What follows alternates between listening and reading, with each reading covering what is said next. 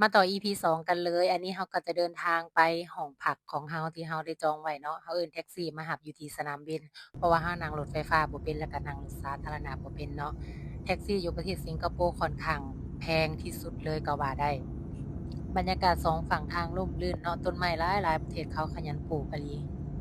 ตามถนนหนทางบอกเลยว่าร่ม ย่างก็ยังได้ อากาศก็บ่ได้ร้อนเนาะ อันนี้เราใช้เวลาเดินทางไปห้องพักประมาณ15นาทีจะได้เนาะ รถบ่ค่อยติด ฮอดแล้วห้องที่เราจองไว้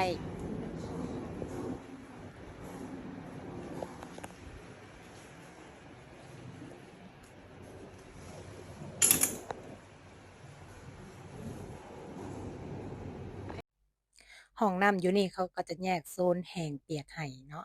มีผ้าขนหนู2ผืน มีแก้วน้ำให้ แต่ว่าอยู่นี่เขาจะบ่มีน้ำให้กินเนาะ เก็บเครื่องเรียบร้อยแล้วเราก็เดินทางกันต่อไปเที่ยวกันเลย สถานีรถไฟฟ้าก็จะติดกับโรงแรมที่เราพักอยู่เลย ใช้เวลาเดินทางมาแป๊บหนึ่งก็ฮอดตึก Marina Bay Sands แล้วก็ Merlion Park จะอยู่จุดเดียวกันเลยเนาะ ย่างไปย่างมาได้เลย บรรยากาศอยู่นี่ก็ค่อนข้างมีแต่แดดกับครึ้ม แต่ว่าฝนยังบ่ทันตกเนาะช่วงที่เราไป Hello ทักทายหน่อย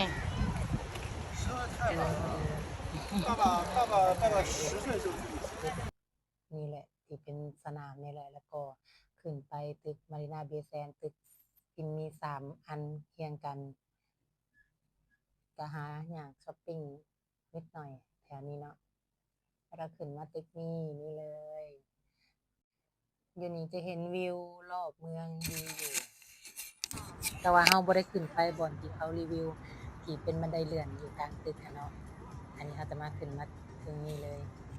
แนะนำว่าถ้าไผอยากมาเที่ยว แนะนำให้เป็นช่วงที่บ่มีเทศกาลหยังเป็นดีสุดเนาะ เพราะว่ามาช่วงนี้คนหลายแรงขนาดเลย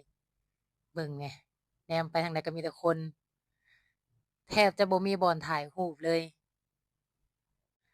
อยากถ่ายรูปก็ต้องรอคิวให้คนอื่นถ่ายแล้วก่อนจั่งได้ถ่ายเนาะ หนาแน่นแรงคน